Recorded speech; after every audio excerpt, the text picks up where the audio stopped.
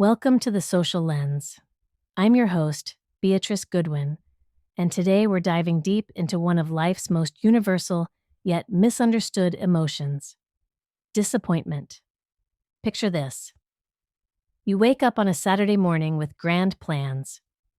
Maybe it's a perfect day you've been anticipating, or perhaps it's that promotion you've been working toward for months. But then reality hits, and nothing unfolds as you imagined. That crushing feeling in your chest, that's disappointment knocking at your door. But here's what most people don't realize. Disappointment isn't just about things going wrong. It's about something much more fundamental, much more revealing about human nature itself. Disappointment, in its most straightforward definition, is simply the result of unmet expectations. Sounds simple, right? But oh, how deceptively complex this simple truth becomes when we really examine it. The impact of disappointment is directly proportional to the magnitude of our expectations. Think of it like emotional physics. The higher we set that expectation bar, the harder we fall when reality doesn't clear it. It's not just about the event itself, it's about the gap between what we envisioned and what actually happened. This emotional phenomenon is so central to the human experience that it's inextricably linked to our feelings of vulnerability and shame. It takes center stage in many of our personal narratives, especially when we're experiencing hurt. But here's where it gets interesting, and where most people miss the real story. We'll dive into the fascinating ways society sees itself through class, culture, race, and identity, uncovering powerful stories that reveal how human connection, division, and change have shaped the world we live in. From social revolutions to the invisible forces driving everyday life, we'll explore history through the lens of people and power. If thoughtful, eye-opening content like this grabs your curiosity, then you need to check out The Social Lens on Scoob, the AI-powered podcast app that delivers short, binge-worthy episodes tailored to your interests. From civil rights movements and shifting gender roles to the ideas that redefined belonging, Scoob makes learning fast, meaningful, and seriously engaging. Download Scoob now from the App Store or Play Store and start exploring the forces that shape us all. Let me introduce you to what I call the true villains of disappointment: stealth expectations. These are the unconscious, unexamined, and unexpressed expectations that lurk in the shadows of our minds, setting us up for emotional ambushes we never see coming. We all have two types of expectations operating in our lives. First, there are the obvious ones, the examined and expressed expectations that we're consciously aware of. These are like the tip of the iceberg. But beneath the surface, there's a massive, hidden structure of stealth expectations that can sink our emotional Titanic. Stealth expectations are particularly dangerous because they form unconsciously and often go completely unnoticed and unarticulated. We're constantly, whether we realize it or not, setting expectations for ourselves and especially for the people closest to us. Your partner should know you need support without you asking. Your boss should recognize your hard work. Your children should appreciate your sacrifices. Your friends should remember what's important to you. Here's the kicker. When these stealth expectations aren't met, and trust me, they often aren't, they can trigger intense emotional responses that seem to come out of nowhere. One moment you're fine, the next you're furious or devastated, and you can't even fully explain why. Think about this. When we form expectations, we don't just create a simple mental note. We construct elaborate, vivid mental movies of how things should unfold. These internal films are so detailed that we might even envision how scenarios will feel, taste, or smell. We cast other people in starring roles, write their dialogue, and determine their motivations, all without them knowing they're even in our production. The tragic irony is that we include not only our role in these mental scenarios, but also detailed scripts for how others are expected to behave. We attach enormous importance to this mental imagery because it feels so real to us. But here's the brutal truth. The movie we mentally script is vivid and meaningful to us, but everyone else is completely unaware of their roles. their lines, or their importance in our personal drama. When real-life experiences inevitably fail to match these elaborate internal productions, disappointment doesn't just knock, it kicks down the door. And it often brings friends, shame, hurt, and anger, setting us up for conflict not only within ourselves, but with the very people we care about most. Now, let's talk about something that might surprise you: the role your ego plays in disappointment. When failure strikes and disappointment floods in, there's often a deeper source of suffering at work, and understanding this can be absolutely transformative. Your ego isn't inherently good or bad. It's simply an essential part of being human. Think of your ego as your personal operating system. It's what creates your sense of self, helps you articulate your desires, establish preferences, and set personal boundaries. Without your ego, you'd be like a computer without an operating system, technically functional but unable to run any programs. The problem isn't having an ego. It's what happens when your ego starts running the entire show. When kept in check, your ego serves as a helpful assistant. But when it assumes unchecked control, it transforms into a tyrannical ruler with an insatiable appetite for validation and reward. Here's where things get fascinating from a psychological perspective. Your ego has an inherent desire for a perpetual reward. But here's the catch: there's never enough reward to truly satisfy it. It's like trying to fill a bucket with a hole in the bottom. In Buddhist philosophy, this insatiable craving is described as being like a hungry ghost, constantly yearning and lamenting for more, no matter how much it receives. This hungry ghost lives within all of us.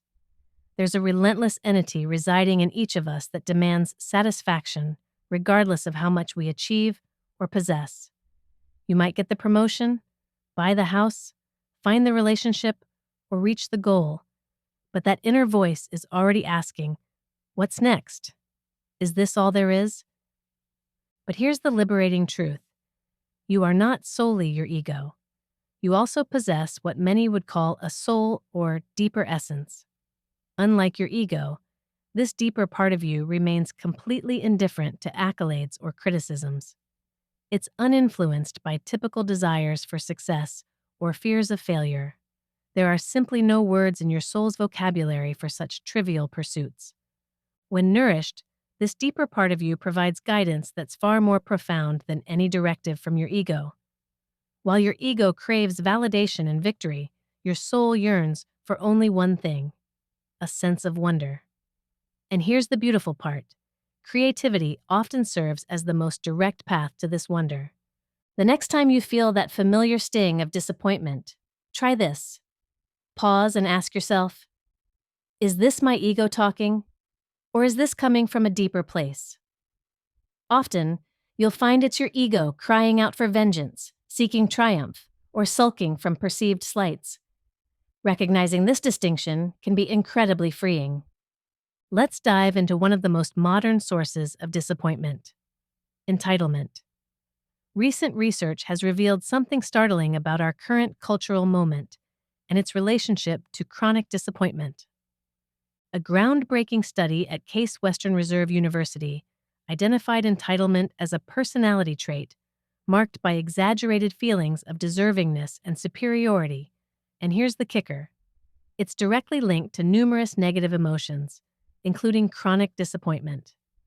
The researchers discovered that people high in entitlement get caught in what they call a three-part cycle of distress.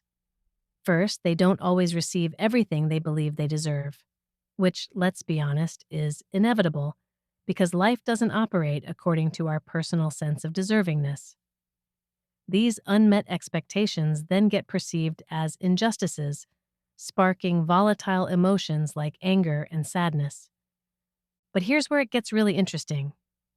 To cope with these negative feelings, entitled individuals reassure themselves of their specialness. This provides temporary relief, like emotional fast food. It tastes good in the moment, but ultimately leaves you unsatisfied and craving more.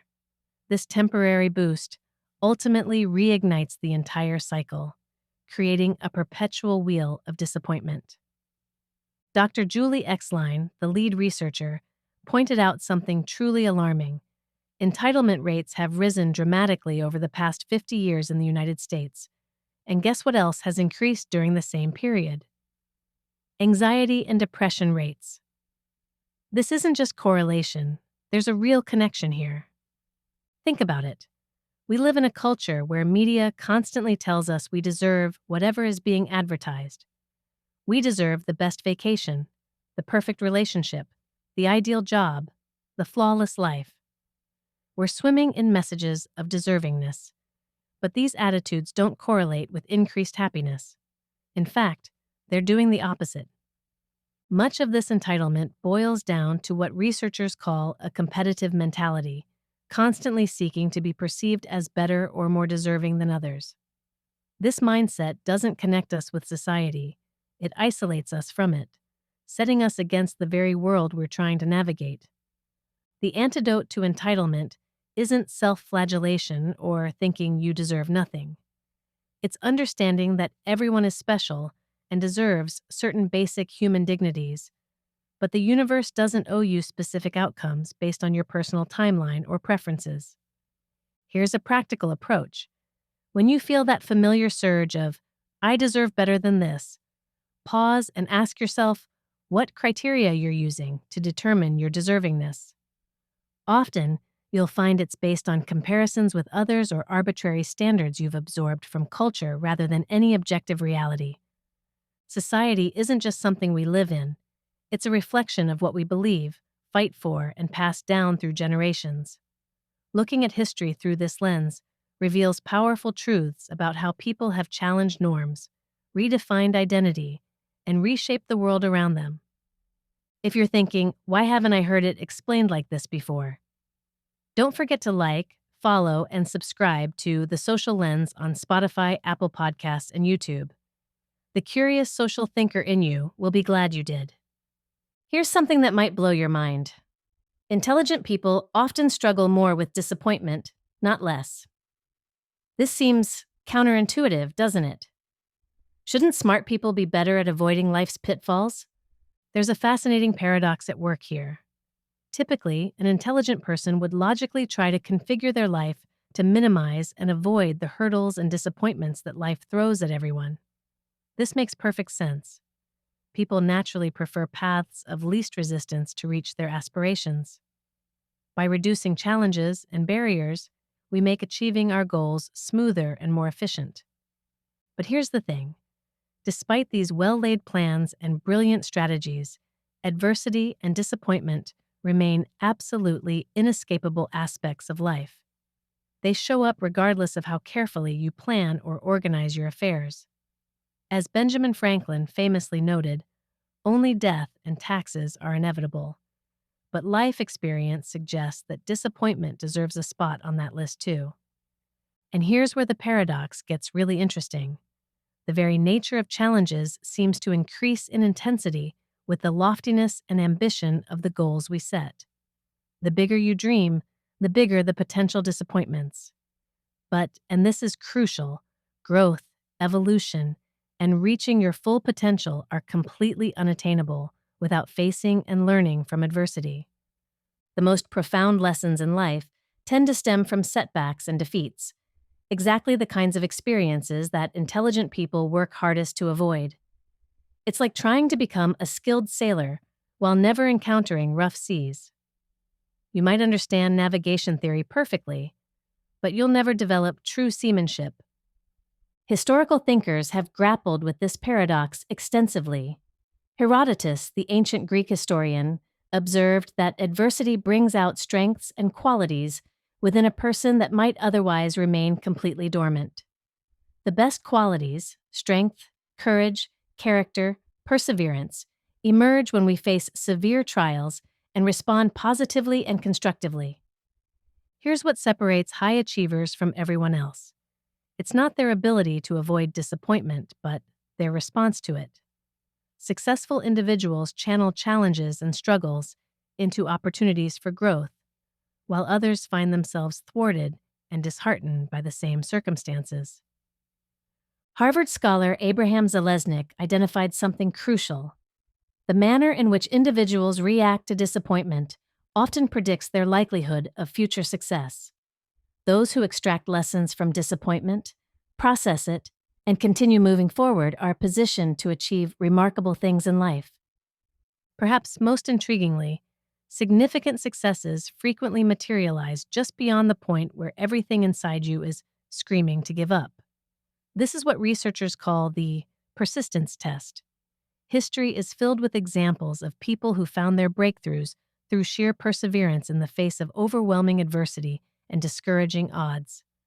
Let's get practical for a moment. When disappointment hits, our instinctive response is often to avoid it at all costs. But this avoidance actually creates more problems than it solves. Imagine your husband loses his job. Something you've feared might happen. And now it has. This event immediately revives fear-based beliefs from your childhood, maybe memories of your father repeatedly losing jobs and the turbulent transitions that followed. That familiar knot of anxiety forms in your stomach.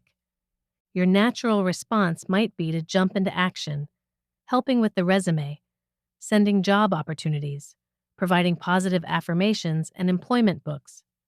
Your intentions are genuine, but simultaneously, worry festers.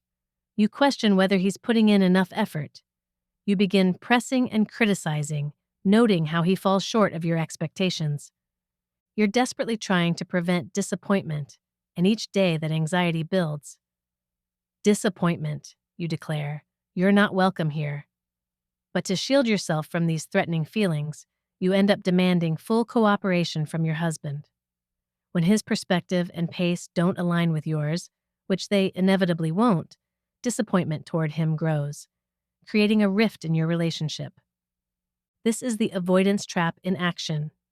Instead of allowing yourself to feel the fear and disappointment, you react impulsively, trying to control outcomes that are largely beyond your control.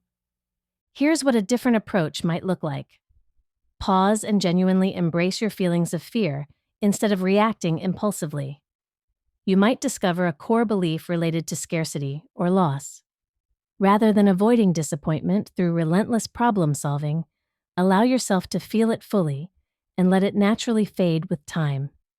This might reframe the job loss as a joint opportunity for a new direction. From that more centered state, you could take emotionally motivated actions even if they initially seem daunting.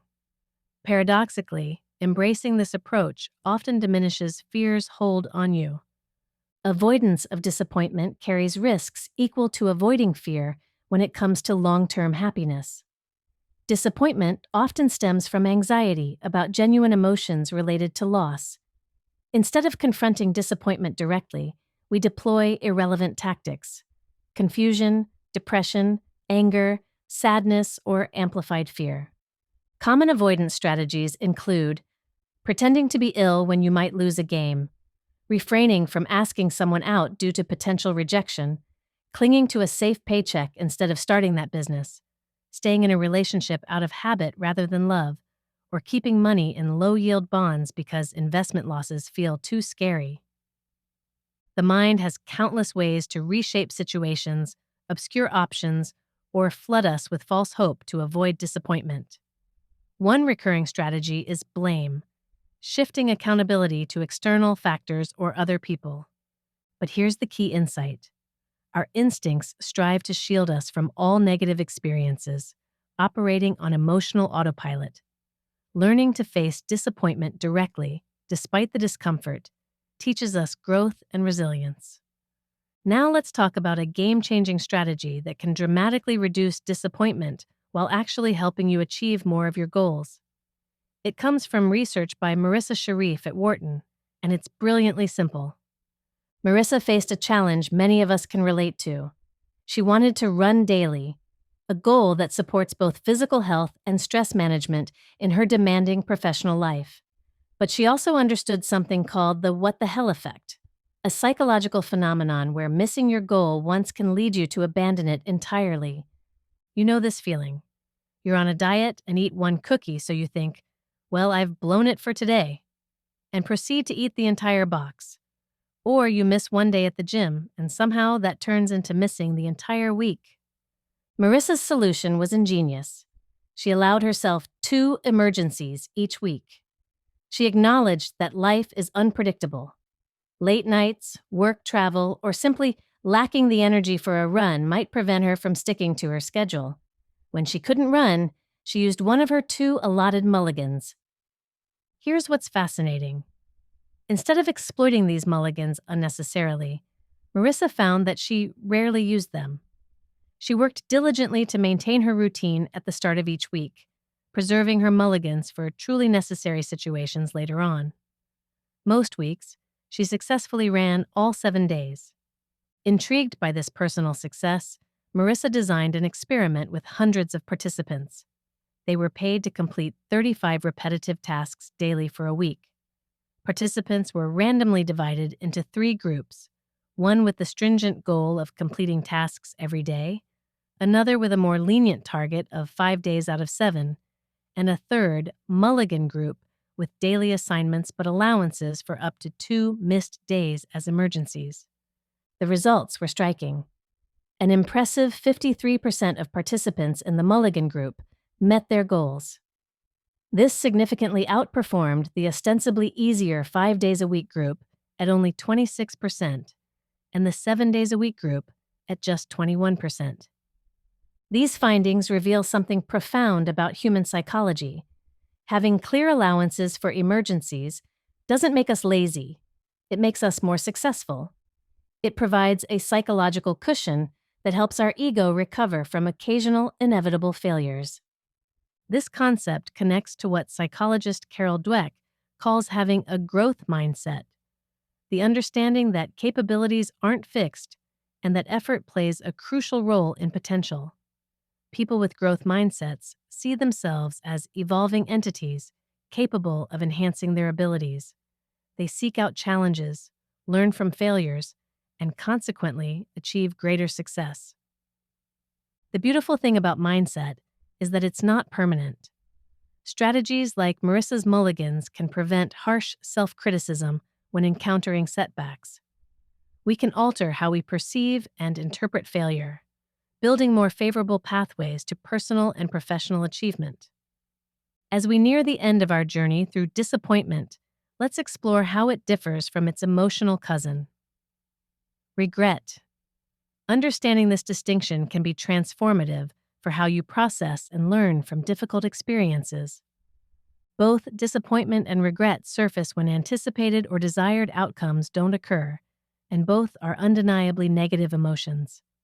But the underlying perception and cause differ significantly, and this difference matters enormously for your emotional well-being and personal growth. Disappointment typically stems from a belief that the outcome was largely beyond our control. We feel disappointed when external circumstances, other people's choices, or simply bad luck derail our plans. Regret, however, is associated with outcomes we attribute to our own actions or decisions. It carries a sense of personal responsibility. Here's where timing becomes crucial. In the short term, regret feels more acute when negative outcomes follow our actions because we can directly trace them back to decisions we made.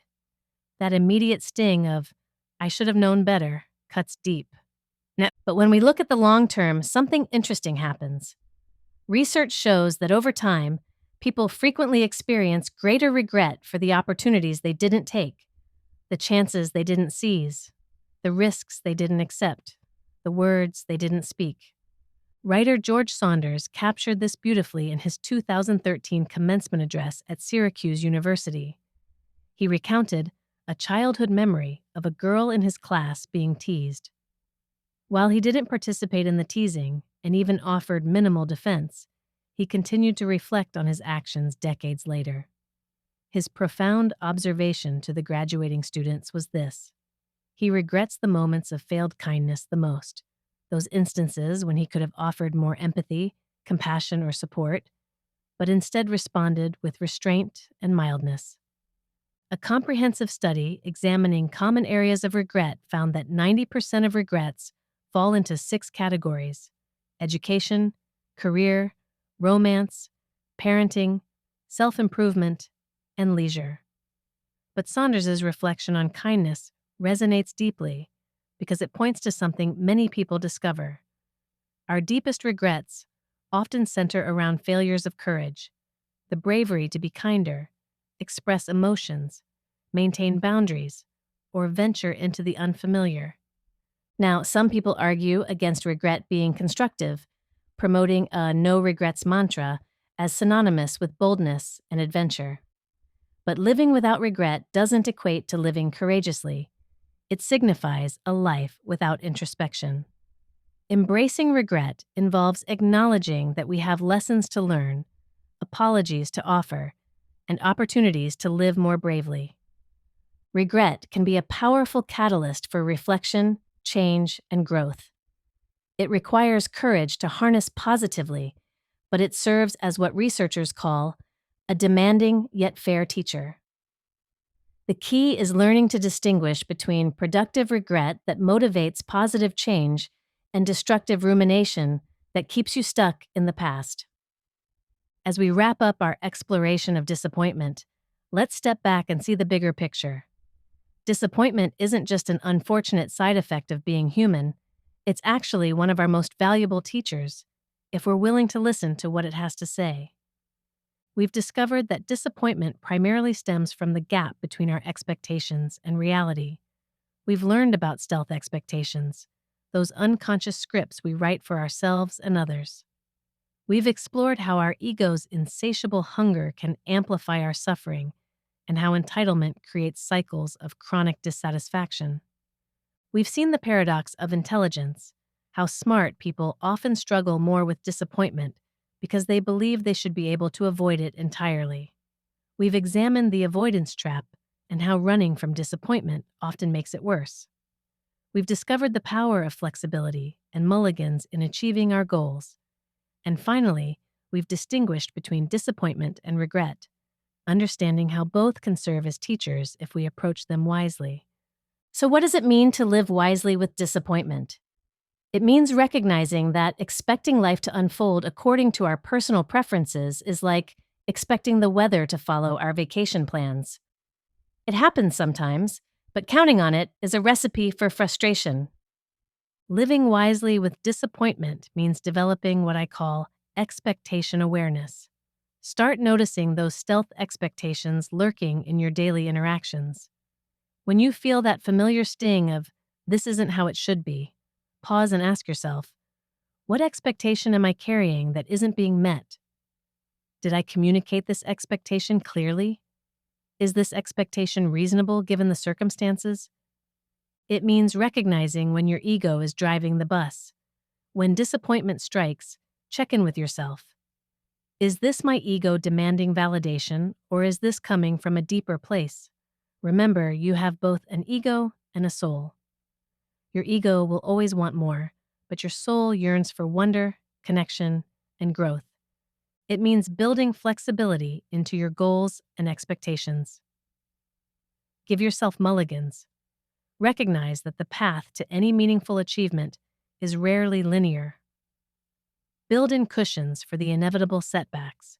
And remember that missing the mark once doesn't mean abandoning the target entirely. Most importantly, it means shifting from asking, "How can I avoid disappointment?" to "How can I learn from disappointment when it arises?" Because here's the truth: disappointment is inevitable, but suffering from it is optional. The goal isn't to become immune to disappointment. That would require becoming immune to hope, dreams, and caring about outcomes. The goal is to develop a healthier relationship with disappointment, to see it as information rather than judgment, as redirection rather than rejection. Remember, every disappointment carries within it the seeds of wisdom. Every unmet expectation is an opportunity to examine whether that expectation was realistic, clearly communicated, or even truly yours to begin with. Every ego bruising is a chance to reconnect with your deeper values and purposes. Life will continue to surprise you, challenge you, and sometimes disappoint you. But armed with this understanding, you can navigate these experiences with greater grace, wisdom, and resilience. You can transform disappointment from an enemy to be avoided into a teacher to be respected. The next time disappointment knocks on your door, and it will, you'll be ready. You'll recognize it for what it is, not a verdict on your worth or a prediction of your future, but simply the universe's way of saying, here's an opportunity to grow stronger, wiser, and more compassionate. And that, my friends, might be the most undisappointing truth of all. I'm your host, Beatrice Goodwin, and this has been The Social Lens. Thank you for joining me as we explored the powerful forces, seen and unseen, that shape how we live, relate, and evolve as a society. If this episode sparked new questions or helped you see the world from a different angle, be sure to like, follow, and subscribe on your favorite podcast platform, Apple Podcasts, Spotify, YouTube, or wherever you're listening right now. And if you're craving more bite-sized insights into the movements, mindsets, and moments that have defined our shared experience, check out Scoob, your AI-powered podcast studio app. Download it now from the App Store or Play Store and explore the social forces behind history faster, deeper, and smarter. Until next time, remember, understanding society means understanding ourselves. Keep looking closer.